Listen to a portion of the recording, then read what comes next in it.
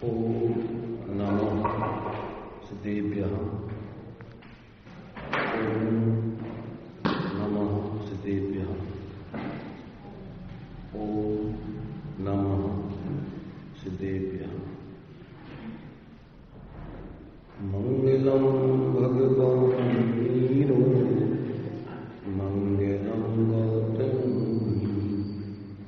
मंगलम पुण्यकुंडाद्यो जैन धर्मो सुमंगलम सर्वमंगल मांगल्यम सर्वकल्याणकारकम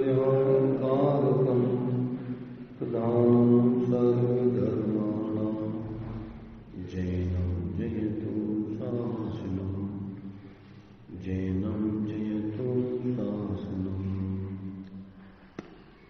बन्दितु सर्वसिद्धि धूर्मजलमणोपगदिं पद्ये मोक्षामि समये पाव नमो सुविकेवली मणिनम्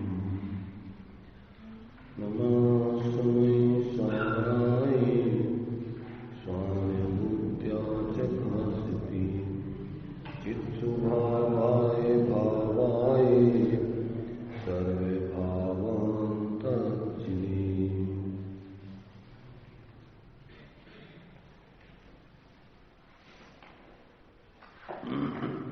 ये उपसंहार के रूप में 68 गाथा के ऊपर आचार्य अमृतचंद देव ने जो अंतिम कलश लिखा है, इसको पढ़ के और इस जीव अधिकार का यहाँ पर समापन किया जाता है। इसमें उपसंहार में आचार्य देव अब इस जीव अजीव के संबंध में किस प्रकार से अपने लिए निर्णय करके और जो जीव अजीव रंगमंच पर एक स्वांग धारण करके आए थे, जब वेद विज्ञानी जीवों ने दोनों के लिए पृथक पृथक जान लिया लक्षणों से, तो अपनी यथार्थता को प्रकट करके दोनों रंगमंच से निकल जाते हैं। ऐसा यहाँ पर इस जीवाजीव अधिकार का उपसंहार यहाँ आचार्य देव करते हैं। देखिए, अब भेद विज्ञान की प्रवृत्ति के द्वारा यह ज्ञाता द्रव्य स्वयं प्रकट होता है। इस प्रकार कलश में महिमा प्रकट करके अधिकार को पूर्ण करते हैं। श्लोक 45 है, 148 पेज पर है। इत्थं ज्ञान कृकच कलना पाटनं नाटयित्वा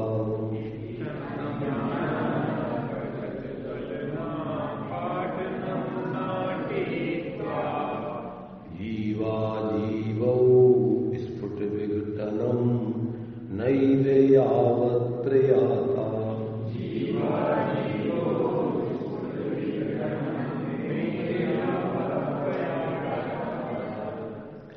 विश्वं व्याप्य प्रसव विकस व्यक्त चिन्मात्र शक्त्या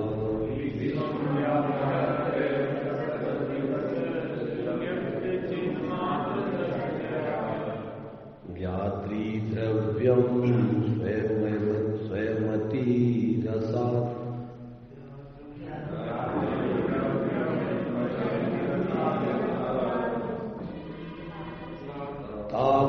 तावदच्चैश्चकासे।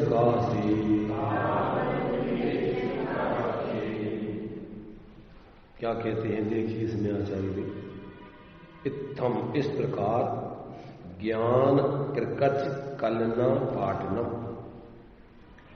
ज्ञान रूपी करवत का जो बारंबार अभ्यास है, उसी नाटित्वा नचाकर चलाकर यावत जहां जीवाजीवो जीव और अजीव दोनों स्फुट विघटनम न ही प्रयाता प्रकट रूप से अलग नहीं हुए, तावत वहां तक तो ज्ञात्री द्रव्यम ज्ञाता द्रव्य प्रसव विकसत व्यक्त चिन्मात्र सत्या अत्यंत विकास रूप होती हुई अपनी प्रगट चिन्मात्र शक्ति से विश्वम व्याप्य विश्व को व्याप्त करके स्वयं अपने आप ही अति रसात अति वेग से उच्चई उग्रतया अर्थात आत्यंतिक रूप से चकासे अर्थात प्रकाशित हो उठा। क्या कहना चाह रहे हैं यहां पर आचार्य देव कि अब ज्ञान के द्वारा क्या है, ज्ञान रूपी करवत को करों लकड़ी को काटने के लिए जो करवत होती ना, तो जैसे उस लकड़ी को काटने वाली करवत होती है ऐसे यहां ज्ञान रूपी करवत चला करके दोनों के जो संयोग रूप एक रूप भाषित हो रहे थे तो दोनों को अपने लक्षण से, यहां तो वैसे अपन पत्थर वाले लोग ज्यादा हैं, ये ज्यादा अच्छे समझ में आएगा। जो पत्थर में जो बीच में उसकी संद होती है, संद, तो उसमें क्या लगा करके परम पेनी सुबुध छेनी, ये लोग जो ये तुम्हारे जो पत्थरों को तोड़ने वाले कारीगर होते हैं, तो बीच में उसमें से जहां से वो संद है उस संद में चारों तरफ छेनी लगा करके उसके जब तक दो टुकड़े नहीं हो जाए तब तक उसको ठोकते रहते हैं। ऐसे ही अपने आत्मा ज्ञान स्वरूप आत्मा और जितने भी अपने राग आदि को मुख्य करके ऐसे परद्रव्य आदि हैं सब, वर्ण से लेकर गुणस्थान पर्यंत तक के जितने भाव हैं अपने द्रव्य स्वभाव से उसको पृथक करके बीच में ली परम पेनी सुबुध छेनी डार अंतर भेदिया वर्णादि अनुरागादि ते निज भाव को न्यारा किया। ऐसे अपने उस ज्ञान स्वरूप आत्मा को जो अपने ज्ञान से ग्रहण करके अलग कर देते हैं तो फिर क्या होता है कि अति वेग के साथ उग्रता को लेकर के अपना ज्ञान स्वरूप आत्मा क्या होता है, प्रकाशित हो उठता है और वो अलग भाषित होने लगता है, अनुभव में आता है। ऐसा उसका अर्थ यहां समझना। भावार्थ में उसके दो अर्थ करके समझाए हैं, उसको अपन समझते हैं। देखिए, इस कलश का आशय दो प्रकार का है। उपरोक्त ज्ञान का अभ्यास करते करते जहां जीव और अजीव दोनों स्पष्ट भिन्न समझ में आए कि तत्काल ही आत्मा का निर्विकल्प अनुभव हुआ, सम्यक दर्शन हुआ, अर्थात सम्यक दृष्टि आत्मा श्रुतक ज्ञान से विश्व के समस्त भावों को संक्षेप से अथवा विस्तार से जानता है और निश्चय से विश्व को प्रत्यक्ष जानने का उसका स्वभाव है। इसलिए यह कहा है कि वह विश्व को जानता है। एक आशय तो यह हुआ। एक आशय क्या हुआ कि जैसे ही भेद विज्ञान करके स्वलक्षणों से अपनी आत्मा को अंदर में ग्रहण किया तो राग आदि से भिन्न अपनी आत्मा की अनुभूति प्रकट हो गई और फिर सम्यक ज्ञान प्रकट हो जाने पर उस सम्यक श्रुतक ज्ञान में संपूर्ण द्रव्यों को जानने की संक्षेप अथवा विस्तार में सामर्थ्य प्रकट हो जाती है। ऐसा वो संपूर्ण सबको भेद रूप में स्वपर रूप में अलग अलग जानने लगा। तो एक तो ये अर्थ हुआ। दूसरा आशय यह है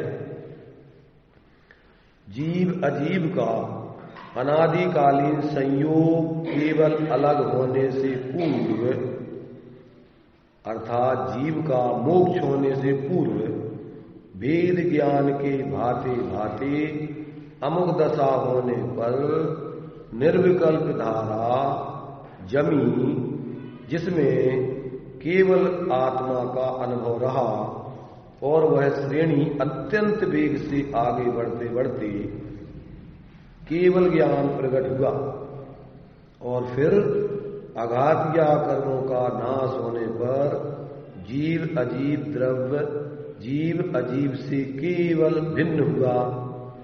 जीव अजीव के भिन्न होने की यही रीति है। क्या कहा? एक तो वेद विज्ञान करके आत्मानुभव हो जाने पर जीव को अपना आत्मा अत्यंत अपने प्रत्यक्ष स्वानुभव प्रत्यक्ष में प्रकट भाषित हो गया और उसको सम्यक ज्ञान प्रकट हो गया, सम्यक मति सूतक ज्ञान। और सम्यक मति सूतक ज्ञान में वो अपने परोक्ष रूप से सभी द्रव्यों को उनको जानने लगा, स्वपर को जानने लगा, सामान्य से अथवा विस्तार से। जितने भी सम्यक दृष्टि हैं, स्वपर का भेद विज्ञान उनको सामान्य अथवा विस्तार से हो जाता है। एक तो ये रीति है कि वो आत्मज्ञान हो जाने पर वेद विज्ञान करते करते और निर्विकल्प आत्मा की अनुभूति हो जाने पर स्वपर का ऐसा सामान्य विशेष रूप से उसके लिए विशेष रूप से अथवा सामान्य रूप से मति सूतक ज्ञान में उसको ऐसा ज्ञान हो गया, सम्यक ज्ञान प्रकट हो गया। और दूसरी रीति ये है कि आत्मानुभूति हो जाने पर भी अपने उपयोग को अपने स्वरूप में एकाग्र करके जो साधु की दशा में हो, ऐसे वो अपने स्वरूप की एकाग्रता और लीनता करके क्रमशः छपक श्रेणी चढ़ करके पहले छायक सम्यकता आदि प्राप्त करके और फिर छपक श्रेणी चढ़ के मतलब पूर्ण कर्मों का क्षय करते हुए अपने कर्मों का क्षय, क्योंकि ये कर्णानुयोग के आधार से जानकारी दी जा रही है। कर्म जीव को दिखते नहीं है, जीव को तो अपना आत्मा अनुभव में आता है, उसमें एकाग्रता होती है, उसको तो अपने स्वरूप में एकाग्र होते जाना है। और अति उग्रता से जब वो स्वरूप में लीन होता है तो फिर छपक श्रेणी चढ़ करके और मोह का नाश करके बाहर में गुणस्थान में और फिर वहां पर ज्ञानावरण दर्शनावरण अंतराय का क्षय करने पर केवल ज्ञान प्राप्त हो जाता है। ऐसा जो है केवल ज्ञान हो गया। अब उसके ज्ञान में संपूर्ण पदार्थ एक साथ प्रकाशित, अत्यंत रूप से प्रकाशित हो उठे, स्वपर का एक साथ उनके लिए जान बना, स्वरूप का अनुभव करते हुए और ऐसी परमात्मा दशा प्रकट हो गई। और फिर कुछ समय बाद अघातीय कर्मों का भी सहज अभाव होकर के और संपूर्ण संयोगी भावों से रहित आत्मा की पूर्ण शुद्ध दशा प्रकट हो गई। इस प्रकार से ये जीव अजीव का पूर्ण भेद विज्ञान करके, आत्मज्ञान करके और फिर उसी में पूर्ण लीन होकर के ऐसा केवल ज्ञान पूर्वक इस मोक्ष की दशा को प्राप्त किया जाता है। ऐसा जो है जीव अजीव को जानने का प्रयोजन यहां पर सिद्ध किया है। तो अब ऐसा जो एक रूप एक भेष धारण करके रंगमंच पर जीव और अजीव आए थे संसार के, अब दोनों को पृथक पृथक जान करके और भेद विज्ञान की करवत से जब तक वो दोनों बिल्कुल अत्यंत पृथक पृथक नहीं हो जाए तब तक वो भेद विज्ञान की करवत चलती रही और एकदम दोनों बिल्कुल अलग स्पष्ट होकर अलग हो गए। तो फिर अब जो है वो जीव अजीव अपना असलियत में आकर के प्रकट होकर के विश्वांग खत्म हो गया। ऐसा यहां ये जो है जीव अजीव अधिकार का पूर्ण समापन किया है। इस प्रकार जीव और अजीव अलग अलग होकर रंगभूमि में से बाहर निकल गए। भावार्थ, जीवाजीव अधिकार में पहले रंगभूमि स्थल कहकर उसके बाद टीकाकार आचार्य ने ऐसा कहा था कि नृत्य के अखाड़े में जीव अजीव दोनों एक होकर प्रवेश करते हैं। एक होकर माने एक जैसे, माने दोनों जो है ऐसा समझ लो कि दोनों का एक रोल अदा कर रहे हैं। क्या कर रहे हैं? एक रोल अदा कर रहे हैं। कैसे? एक रोल माने डबल रोल। अजीब का रोल भी जीव ने धारण कर लिया है और अजीब ने भी जीव का रोल धारण कर लिया है। ऐसे वे डबल रोल में दोनों हो रहे हैं और वो एक जैसे भाषित हो रहे हैं। जब जीव ने अजीब का रोल धारण कर लिया और अजीब ने जीव का रूप बना लिया तो अब सामान्य लोगों को समझ पाना बहुत खतरनाक है, माने बहुत मुश्किल है। माने दोनों ने एक दूसरे का स्वांग धारण कर लिया तो बिल्कुल ऐसे लग रहा है जैसे वो दोनों एक ही हो, अलग अलग भाषित नहीं हो रहे।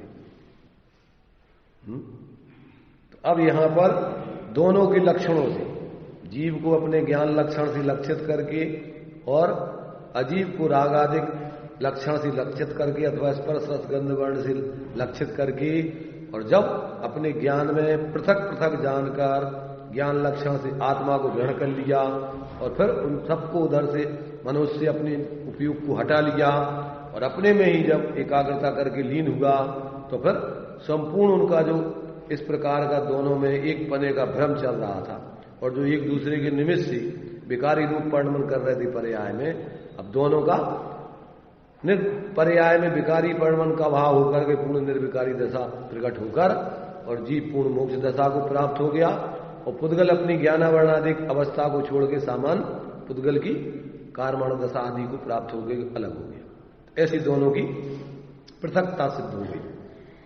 तो इस प्रकार जीवाजीव अधिकार में पहले रंगभूमि स्थल कहकर उसके बाद टीकाकार आचार्य ने ऐसा कहा था कि नृत्य के अखाड़े में जीव अजीव दोनों एक होकर प्रवेश करते हैं और दोनों ने एकत्व का स्वांग रचा है। वहां भेद विज्ञानी सम्यक दृष्टि पुरुष ने सम्यक ज्ञान से उन जीव अजीव दोनों की उनके लक्षण भेद से परीक्षा करके दोनों को पृथक जाना, इसलिए स्वांग पूरा हुआ और दोनों अलग अलग होकर अखाड़े से बाहर निकल गए। इस प्रकार अलंकार पूर्वक ये वर्णन किया गया है। व्यक्ति जब सजा दिया जाता है ना तो पहचान में नहीं आता है। तो ये इनने क्या कर लिया कि एक दूसरे का रूप धारण करके सज गए। अजीब ने जीव जैसा रूप धारण कर लिया और जीव ने अजीब जैसा रूप धारण कर लिया। अब ये दोनों पहचान में नहीं आ रहे थे कि कौन कौन है, तो दोनों को फिर लक्षण भेद से पहचान करके और इनकी पृथकता कर दी गई। अंत में जयचंद जी छाबड़ा ने जो उपसंहार के रूप में कलश दिया है वो बिल्कुल पूरा सब इस ग्रंथ यानी इस जीवाधिकार का सार निकाल लिया इसमें। देखिए, जीवे अजीवे अनादि संयोग मिले लख मुड़े न आत्म पावे।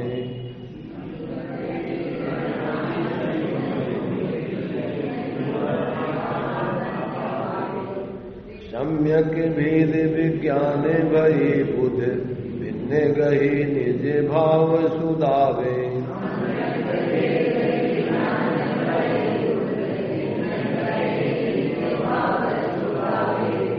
श्री गुरु की उपदेश सुनेरु भले दिन पाए अज्ञान गमावे।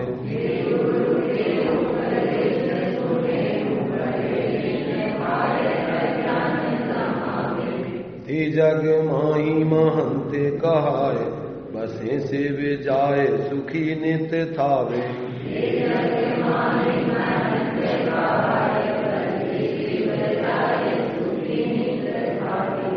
देखिए क्या कह रहे, जीव अजीव अनादि संयोग मिले लख मूढ़ न आत्म पावे। जीव और अजीव अनादि काल से दोनों का दूध और पानी की तरह एक क्षेत्र अवगाह रूप संबंध संयोग संबंध चला है।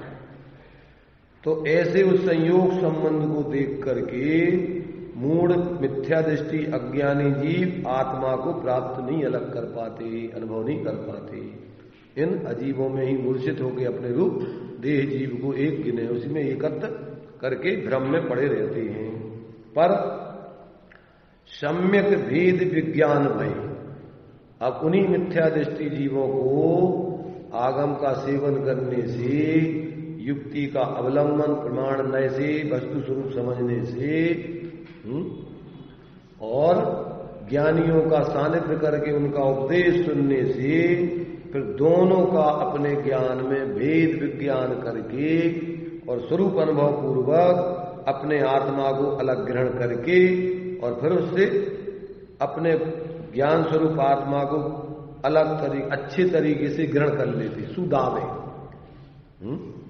क्या कर लेते हैं, उसको अपने को अच्छे से पकड़ लेते, ग्रहण कर लेते।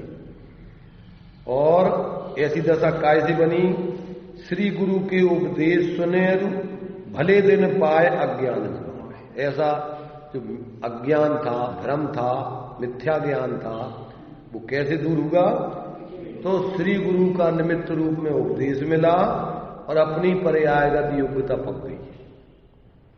क्या हो गया, श्री गुरु का निमित्त रूप में उपदेश मिला और खुद की अब पर्यायगत योग्यता संसार से छूटने की पकी।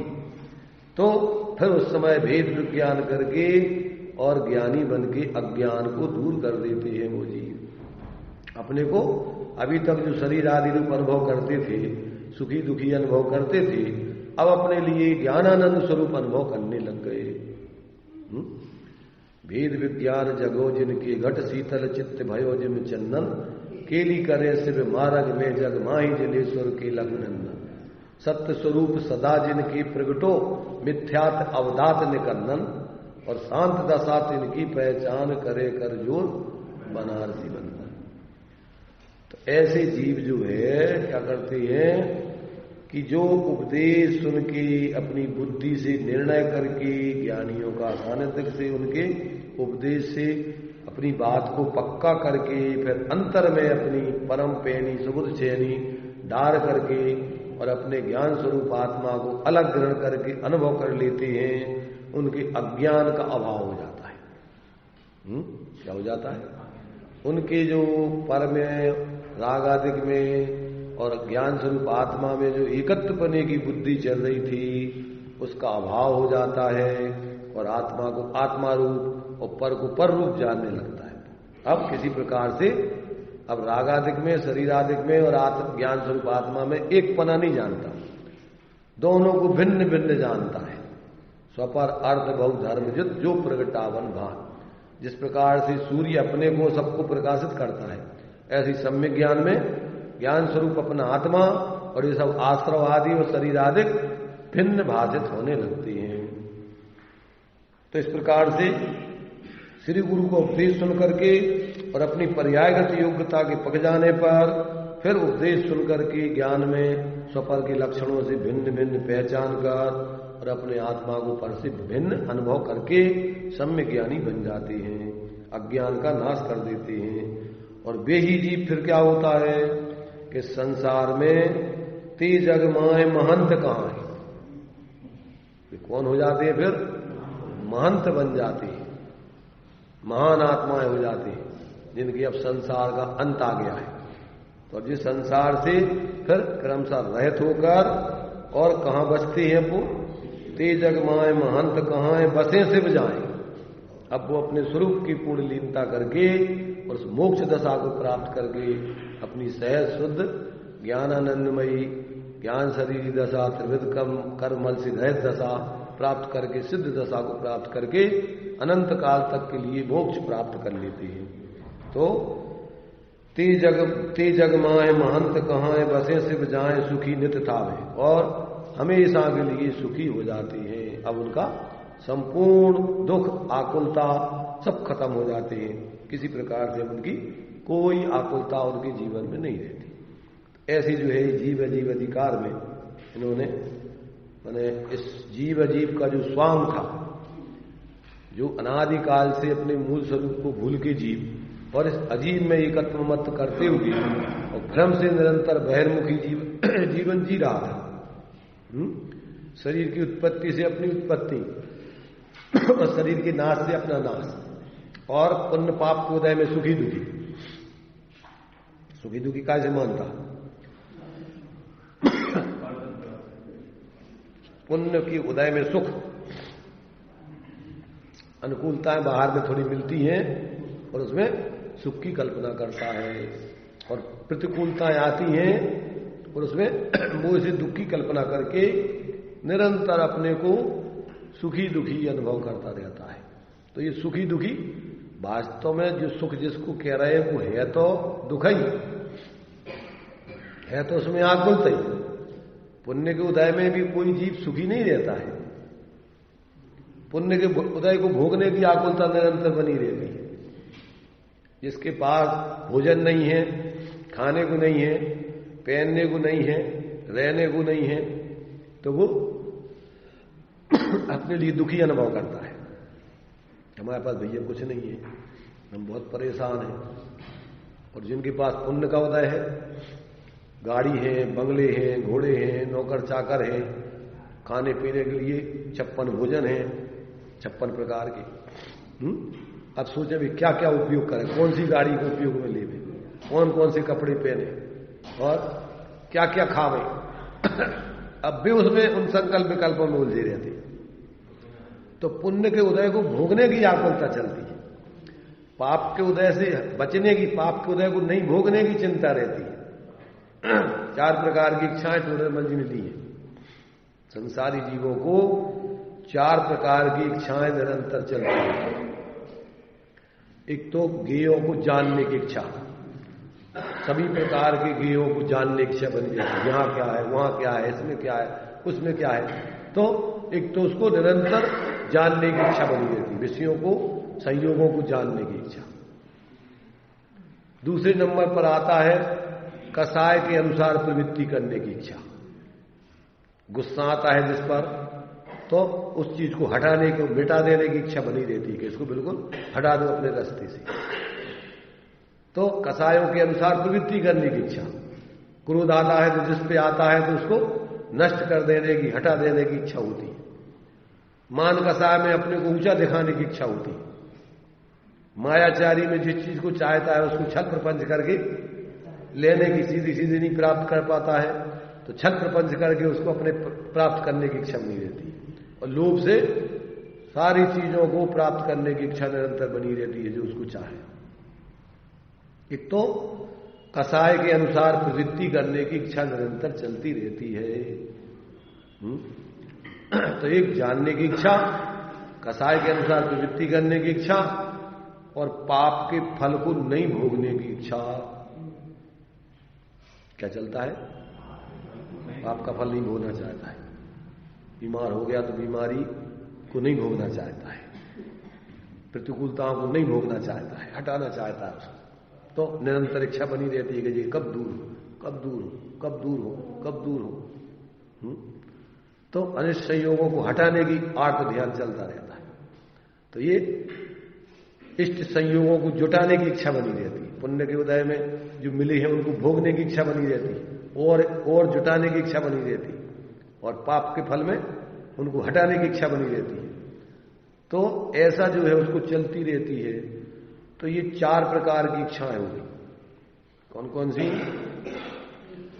जानने की इच्छा विषयों को, कसाय के अनुसार प्रवृत्ति करने की इच्छा, और पाप के फल को नहीं भोगने की इच्छा, और पुण्य के फल को भोगने की इच्छा।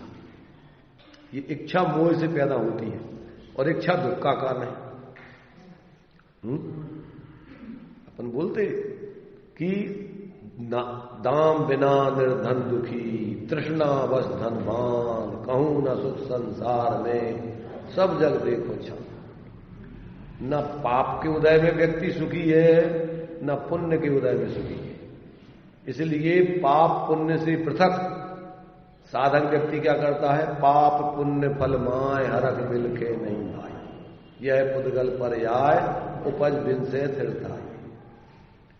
और अब ये तो हो गए 4 प्रकार की इच्छाएं। अब इधर देखो तो कार्य भी 2 प्रकार से करता है, या तो पाप के कामों में लगा रहता है। ये तो 4 प्रकार की उदय की स्थिति में इच्छाएं चलती रहती हैं कि माने अपने लिए कर्म के उदय में प्रवृत्ति, और कर्म करने में प्रवृत्ति।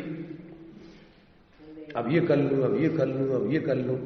तो या तो पाप कार्य करने में लगा रहता है, या पुण्य कार्यों में लगा रहता है। ये दोनों भी क्या है? कर्म है, इसमें धर्म नहीं है, आकुलता ही है। पुण्य के काम भी आकुलता उत्पन्न करने वाले हैं, और पाप के काम भी आकुलता उत्पन्न करने वाले हैं। इन दोनों कार्यों से पृथक ऐसा अपना सहज स्वभाव, वो आकुलता से रहित है।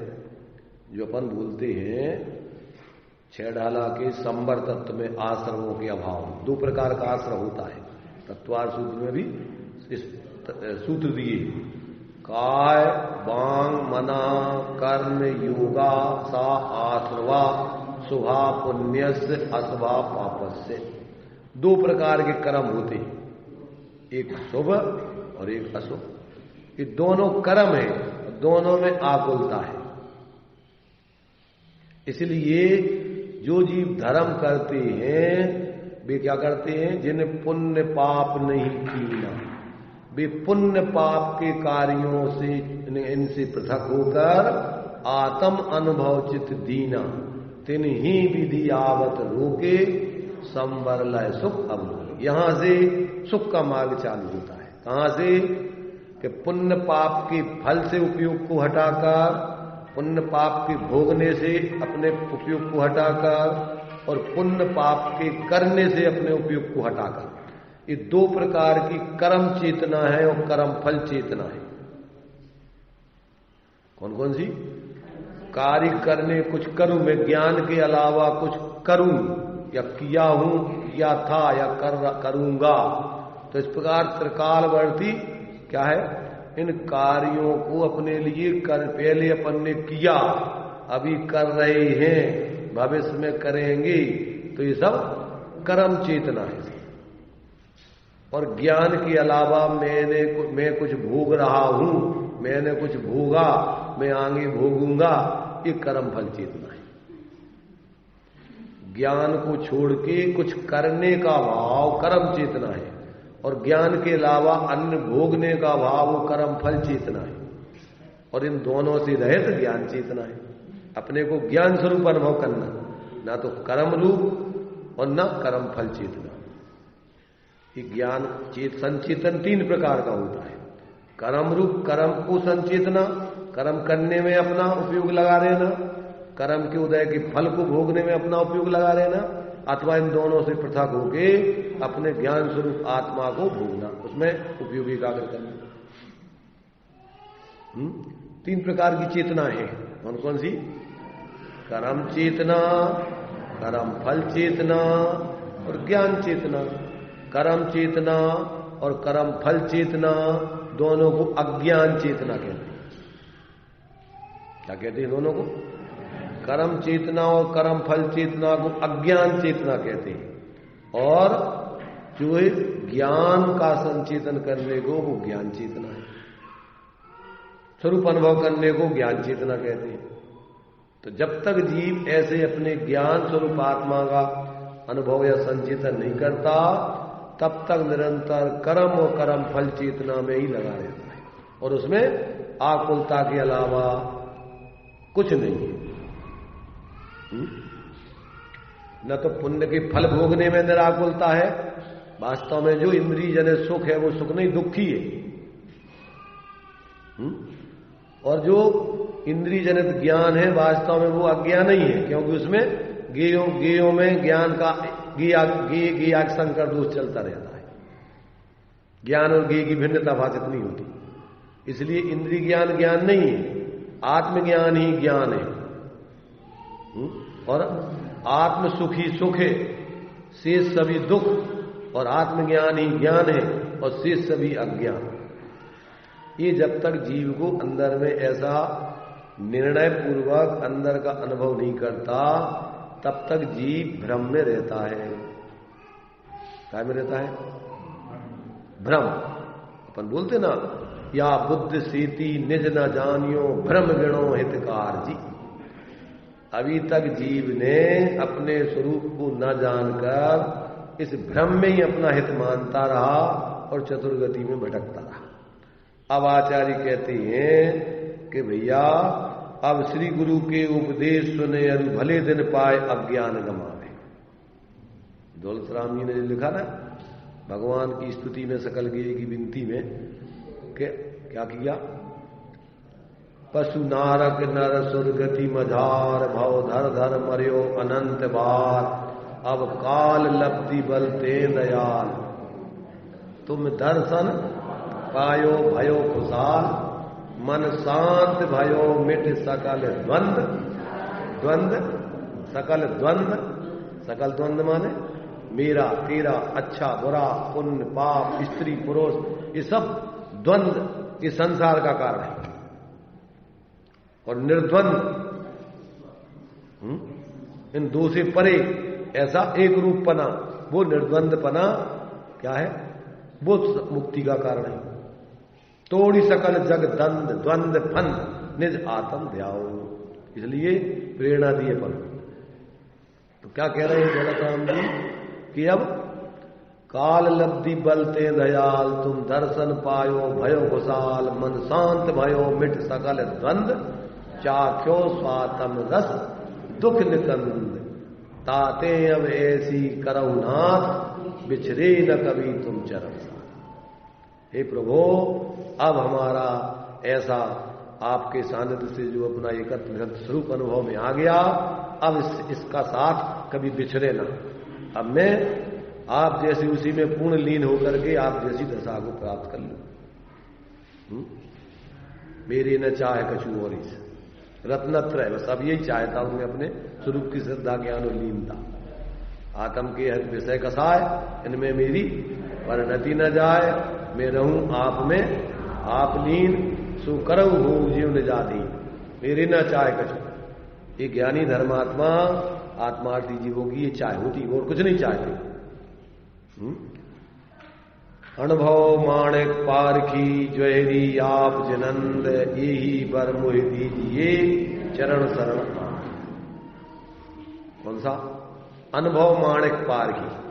अपने आत्मा के अनुभव रूपी क्या है, मणियों को परख करने वाले आप पारखी ज्वेरी हो। अनुभव माणिक पारखी ज्वेरी आप जिनन, स्वरूप के अनुभव रूपी क्या है, माणिक। माणिक माने मणि, मोती बोलते हैं रत्नों को, श्रेष्ठ चीजों को, उनको आप पहचानने वाले, अनुभव करने वाले हो।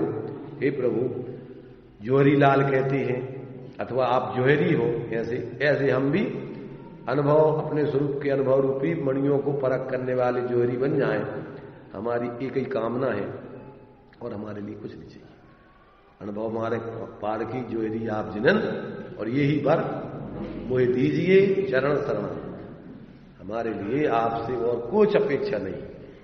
ऐसा अपने लिए जो है अनेक अनेक दृष्टिकोणों से ज्ञानियों ने अपने लिए अपने वास्तविक स्वरूप को दर्शा करके और उसकी ही श्रद्धा ज्ञान लीनता कराने की प्रेरणा दी गई। इसी का नाम है मोक्ष का मार्ग, शांति का मार्ग, सुखी होने का मार्ग। इसके अलावा और कोई दूसरा सुखी होने का, शांति का मार्ग नहीं है।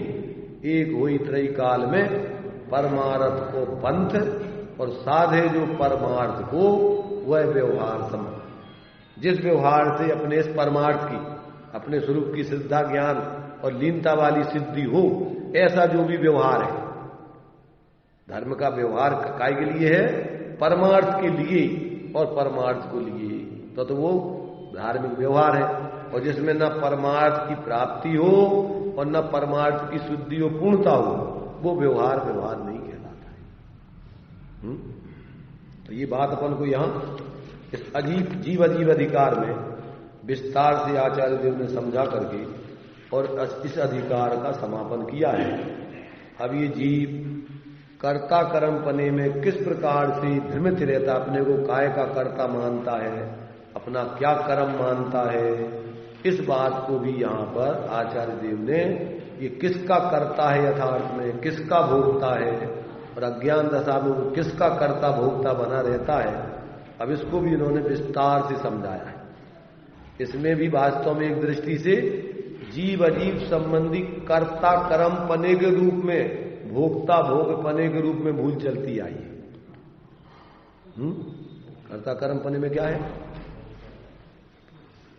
जीव अजीब में उसमें एकत्व, माने उसमें जो है क्या बदलाया है? एकत्व ममत्व, और इसमें जीव अजीब का कर्तृत्व और भोक्तृत्व सिद्ध करना है। उसमें क्या सिद्ध किया अभी? एकत्व और ममत्व। जीव अजीब रूप नहीं है और अजीब का स्वामी नहीं है। एकत्व माने क्या? एक रूप, और ममत्व माने उसका स्वामी, ममत्व माने मेरे। तो ये जीव अजीब रूप नहीं है, अजीब जीव रूप नहीं है, और जीव अजीब का स्वामी नहीं है, और अजीब जीव का स्वामी नहीं है। अब इस कर्ता कर्म अधिकार में क्या बताना है? अजीब पर का कर्ता नहीं है, पर का भोक्ता नहीं है, और पर जीव का कर्ता भोक्ता नहीं है। दोनों अपने अपने कर्ता भोक्ता है, एक दूसरे के कर्ता भोक्ता नहीं है। इसमें अब इस बात को अब दूसरे तरीके से सिद्ध करना है। अभी तो दिया था उसमें एकत्व ममत्व को तड़ाना था, जीव अजीव का, जीव का अजीव में। अब यहां अजीव के कर्तृत्व भोक्तृत्व को छुड़ाना है। अब वो दृष्टिकोण यहां दे करके जीव अजीव अधिकार का यहां पर प्रारंभ किया जाता है।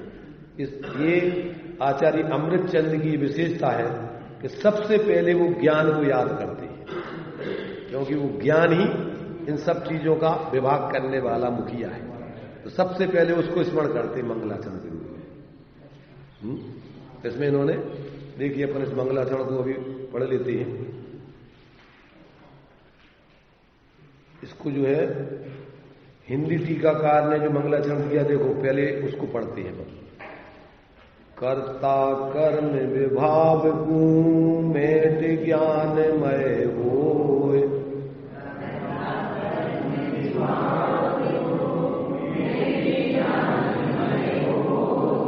कर्म नाश शिव में बसी तिने नमो मद खोय।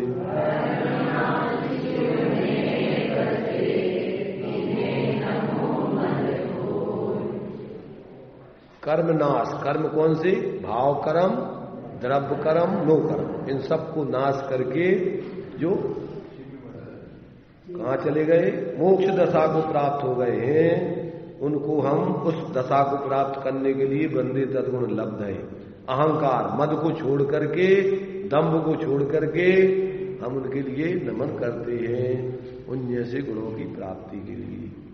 ये हिंदी टीकाकार का क्या है, ये मंगलाचरण है। किस भाव से ये अधिकार का अब यहां पर प्रारंभ हो रहा है, किस उद्देश्य से, उस उद्देश्य की जानकारी इसमें दी है। इसमें अब प्रथम टीकाकार कहते हैं कि अब जीव अजीव ही एक कर्ता कर्म के बेस में, जीव अजीव ही एक कर्ता कर्म के बेस में प्रवेश करते हैं।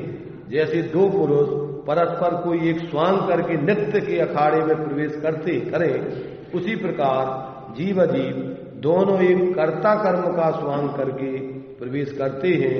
इस प्रकार यहां टीकाकार ने अलंकार किया है। तो अब पहले उस स्वांग को ज्ञान यथार्थ जान लेता है, उस ज्ञान की महिमा का काव्य आचार्य अमृत चंद देव यहां कहते हैं। जो ज्ञान उसको पहचानता है तो उस ज्ञान को यहां पर सबसे पहले स्मरण करते हैं। देखिए इसको अपन पढ़ लेते हैं, इस कलश को भी।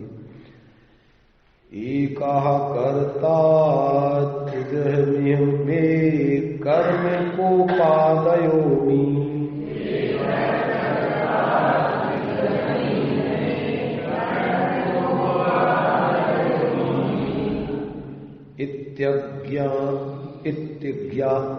इत्यज्ञानां समयदभिहिता कर्तृकर्म प्रवृत्तिम्,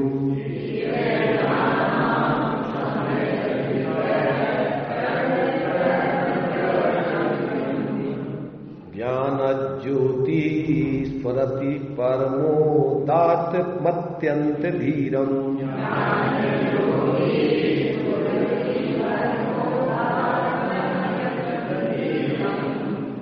साक्षात् कुर्वन् निरुपधि पृथक् द्रव्य निर्भासि विश्वम्,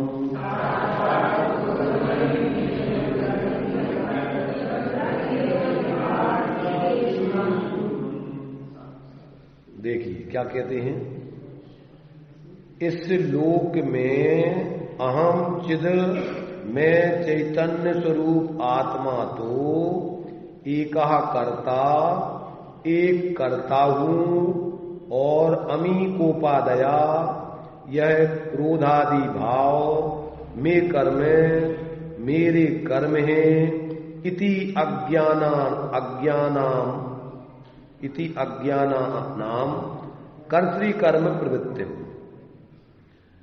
ऐसी अज्ञानियों के जो कर्ता कर्म की प्रवृत्ति है, उसे अभितः समयत सब ओर से समन करती हुई, मिटाती हुई ज्ञान ज्योति, ज्ञान ज्योति स्फुरति स्फुरायमान होती है, वह ज्ञान ज्योति प्रकट होती है। परम उदात्तम, परम उदात्त है अर्थात किसी के अधीन नहीं है। ज्ञान ज्योति कैसी है? परम उदात्त है, निरपेक्ष है, किसी के अधीन नहीं है। अत्यंत धीरम, और कैसी है वो ज्ञान ज्योति? अत्यंत धीर है अर्थात किसी भी प्रकार से आकुलता रूप नहीं है। धैर्यवान व्यक्ति होता ना तो वो घबराता नहीं, उतावला व्यक्ति जल्दी घबराता है। इसलिए धर्मात्मा की अथवा मित्र की अथवा जीवन साथी की परीक्षा में धैर्य को लक्षण बताया। क्या कहेगा कि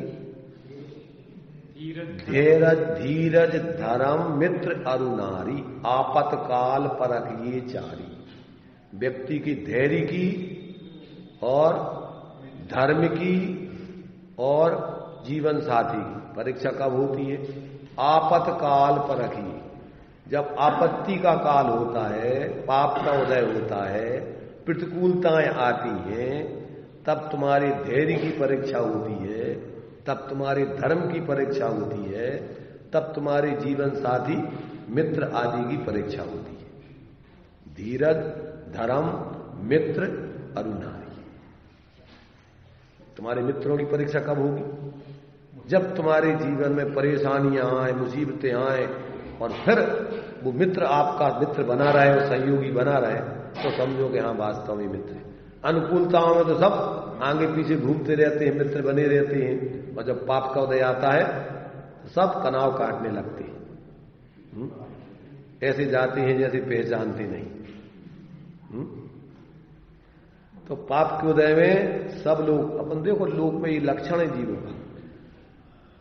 अज्ञानी जीव क्या करता है? जो पैसे वाले अपने रिश्तेदार होते हैं उनको तो बड़े बड़ा चढ़ा करके, और दूर के होंगे तो उनको नजदीक का बताएगा। समझ रहे ना? मानी जीव के अज्ञानी जीव के लक्षण है। और जो गरीब होते हैं अपने नजदीकी रिश्तेदार, हाँ है हमारे दूर के रिश्तेदार है, उसको बताएगा। उनके साथ में नहीं रहेगा, अलग उनको अलग रखेगा, ऐसा रखेगा आप भैया के साथ में हमारी बेटी।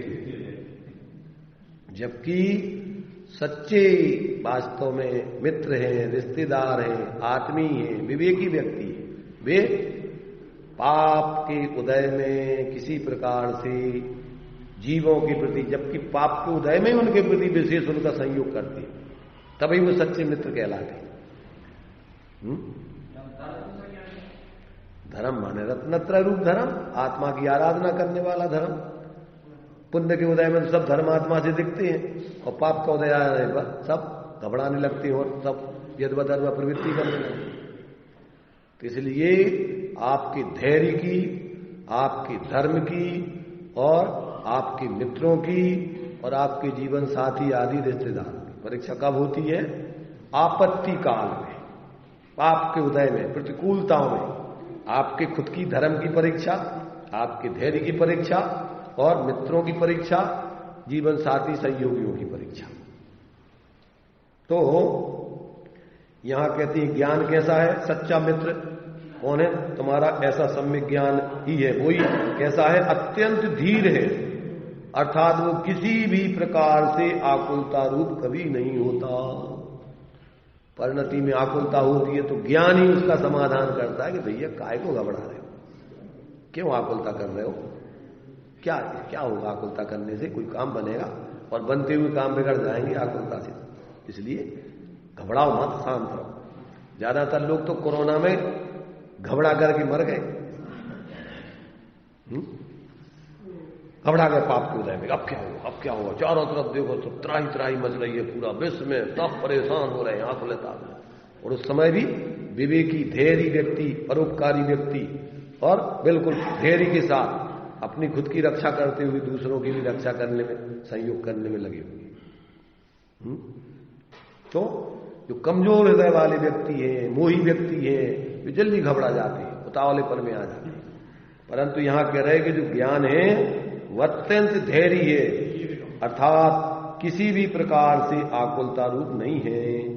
और निरुपधि पृथक द्रव्य निर्भासी, पर की सहायता के बिना भिन्न भिन्न द्रव्यों को प्रकाशित करने का उसका स्वभाव है। जो जैसा है उसको वैसा जान लेता है, सबको यथार्थ रूप में पहचान लेता है। इसलिए विश्वम साक्षात करवत, वह समस्त लोकालोक को साक्षात करती है, वो ज्ञान ज्योति है, वो पूर्ण विश्व को जैसी है वैसी साक्षात करती, अर्थात उसको जानती है यथार्थ रूप में।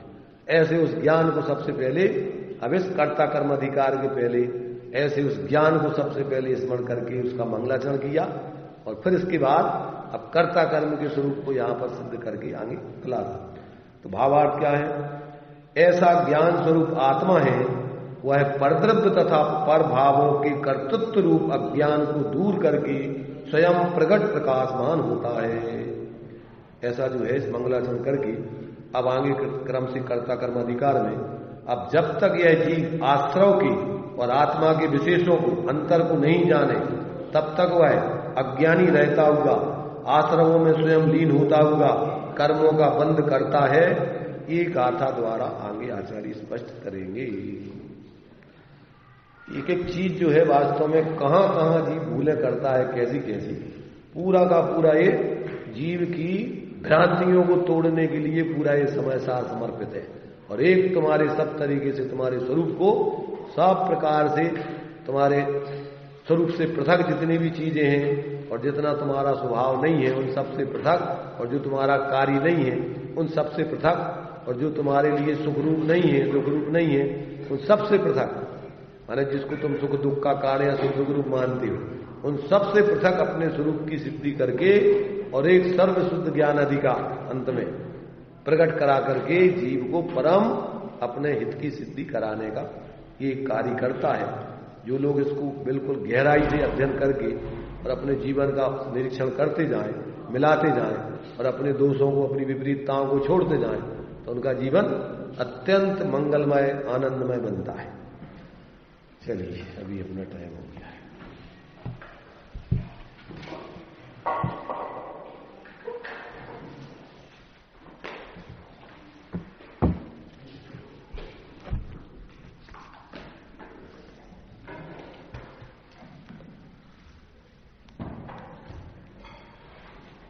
जब एक तरह धारा प्रवाही ज्ञान का चला, तब जीव और अजीव में अति विकट विघटन हो चला। अब जब तलक हो भिन्न जीव अजीव उसके पूर्व ही, यह ज्ञान का घन पिंड निज ज्ञायक प्रकाशित हो चला। जीव और अजीव एक रूप स्वांग भर के आए थे इस रंगमंच पे, और ज्ञान ने उसे पहचान लिया, तो दोनों अलग अलग होके चले गए। अब वही कर्ता कर्म का स्वांग धारण करके आ गए। मैं एक कर्ता आत्मा क्रोधादि मेरे कर्म सब है, यही कर्ता कर्म की यह प्रवृत्ति अज्ञानमय, समन करती इसे प्रगति सर्व विश्व विकासनी, अति धीर परमोदात पावन ज्ञान ज्योति प्रकाशनी। देखो, वीर सागर जी का मैं सुन रहा था, एक स्कूल में जहां वो पढ़े थे और वहां पे अपनी स्पीच दे रहे थे। छोटे छोटे बच्चे थे, किसी गांव में पढ़ के आए थे वो, तो उन्होंने एक प्रश्न किया बच्चों से कि शक्ति से जीता जाता है कि ज्ञान से? कैसे जीता जाता है? तो किसी ने कहा शक्ति से, किसी ने कहा ज्ञान से। उन्होंने कहा ज्ञान से जीता जाता है। एक बार क्या हुआ, जंगल में एक लोमड़ी जा रही थी और सामने शेर मिल गया। अब उसने सोचा कि अब तो बचना मुश्किल है, लेकिन उसने सोचा एक काम करते हैं, बुद्धि का प्रयोग करते हैं। लोमड़ी तेजी से बढ़ती हुई सीधी शेर के सामने आके खड़ी हो गई। भाई तुम अच्छे मिल गए, मैं तुम्हें ही ढूंढ रही थी। कि आज मेरा संकल्प था कि कम से कम 10 शेरों को मारूंगी और 9 मर गए हैं, एक बचा था, तुम अच्छे मिल गए, अभी तुम्हें पकड़ के मेरा संकल्प पूरा करती हूं। और जैसे ही शेर ने सुना तो 9 2 11 हो गया। ऐसे ज्ञान है, जहां ज्ञान खड़ा होता है वहां जीव और अजीव का अविवेक भाग जाता है, कर्ता कर्म की विपरीत बुद्धि भागती है और ज्ञान ज्योति प्रकाशमान होती है। हम सबकी ज्ञान ज्योति प्रकाशित हो, ऐसी मंगल भावना।